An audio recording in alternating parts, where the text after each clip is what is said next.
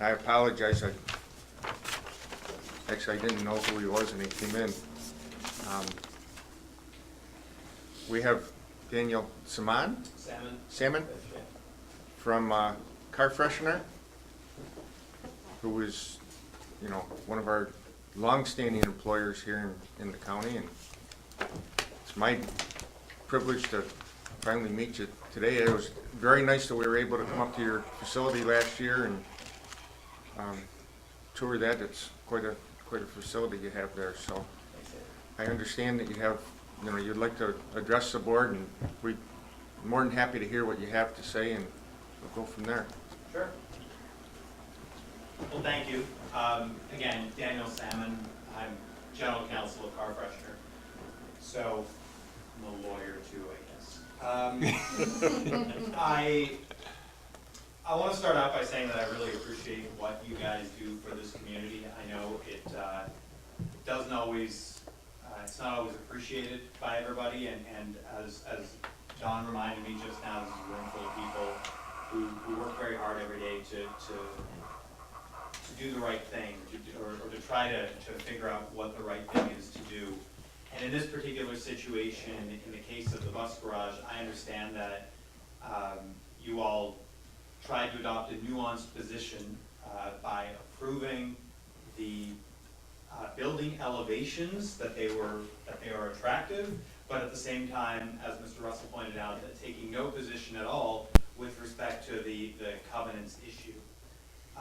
There are a couple of reasons why I'm here today to ask that the JCIDA board issue a statement doing two things. First, clarifying its original approval, that its original approval was only on the design elevations and the attractiveness of the design elevations, and not on the actual restrictive covenants piece.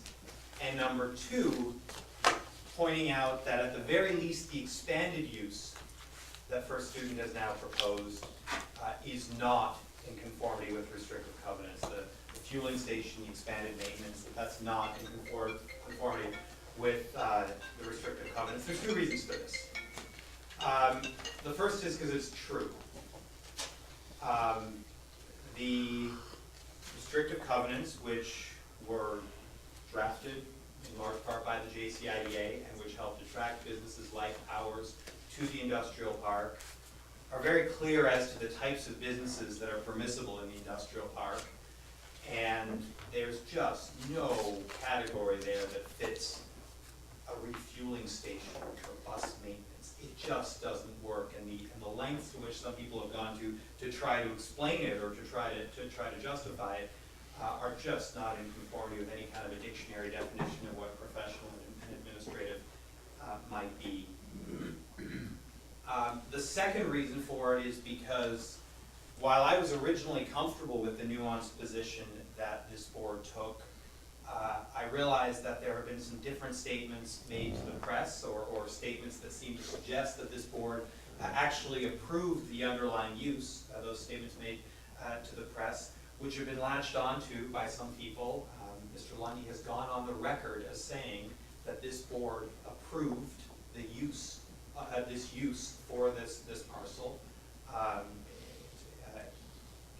He's been explicit about this fact. And that confusion then has carried over. I was at the Town Planning Board public meeting earlier this week, and there are people on that board who are also confused and who seem to believe that this board actually approved this use. The only way we can correct this, the only way we can make sure that what I believe is actually this board's position and what actually matches up with the legal and factual reality here, the only way I believe that can happen is if the board does those two things that I said at the beginning, which are, number one, clarify that its original approval was only as to the building elevations and the attractiveness of the building elevations, and that it originally took no position at all on the restrictive covenants themselves. And number two, that at least this expanded use, so you're not going back on anything you said previously, but that this expanded use that has come up since your April 5th meeting, this expanded use with fueling station and additional bus maintenance does not conform to the restrictive covenants, is not one of the permitted uses under the restrictive covenants. That's my request of all of you. I understand that beyond that, it's up to your discretion. Happy to answer any questions if anyone has any. Is your biggest concern the refueling component of that facility versus its maintenance use versus its traffic flow patterns? No, my biggest concern isn't the refueling aspect of it. The refueling aspect is a way for this board to not have to change a position that it previously took. It's a way out for you guys. Our primary concern is traffic, is the traffic issue. But I understand that you guys, as I discovered this morning, are located at the opposite end of town, and so the traffic is not your primary concern. I don't expect it to be. It is our primary concern. As a matter of fact.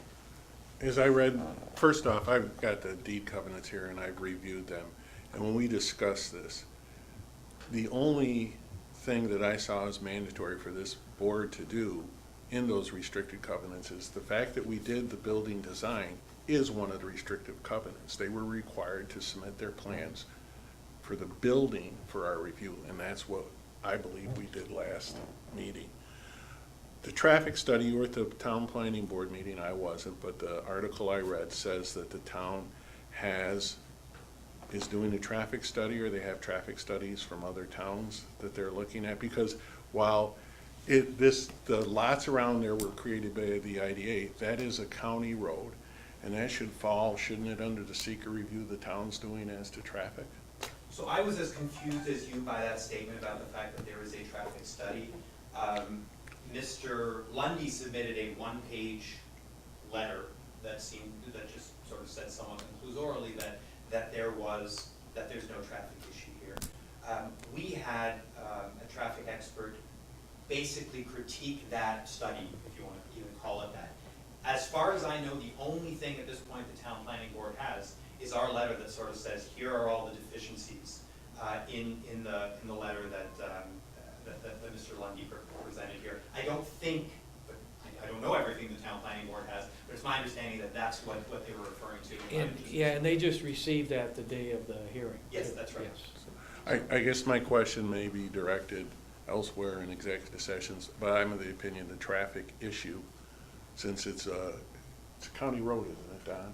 Yes. Your county roads, that is a function of the town's review of their site plan review and under the state environmental quality. I would agree. Okay. Totally agree. If I could just clarify two quick things. The first is, and I practice intellectual property law. I do trademarks, but maybe you can correct me on this. When we use the term restrictive covenants are things that you cannot do, things that you can and cannot do on the land. I don't know that I would include in that definition what they need to present to different people, but according to the restrictive covenants, there are 5 permissible uses within the park. And I don't know them all off by heart at this point.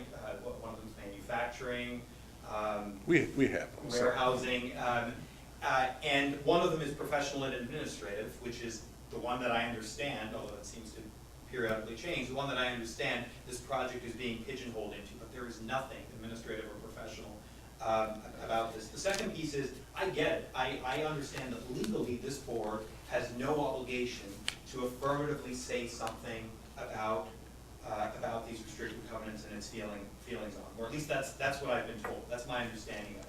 My point here is that right now there is a confusing mess out there about what this board has or hasn't done, and people involved in this project are misrepresenting or actively misrepresenting what my understanding is that this board did. And my request is just that this board fix this. I think the board's position is clear from the minutes of the meeting where they took the action.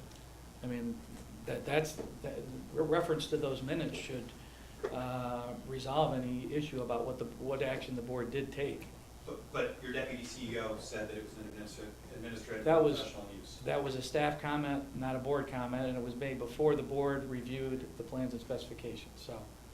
And again, that comment was made before this board even had the matter before them, so. but that's what's driving the confusion out there, and it's troubling. It's troubling. Thank you. No other questions? Is a motion appropriate now, David? Yes. I would again move that we enter executive session to discuss pending litigation, allow staff, board members and Joe Russell to join us, and that we enter into Opal Okay. Development versus the JCIDA. Second. that again. All in favor, aye? Aye. Opposed?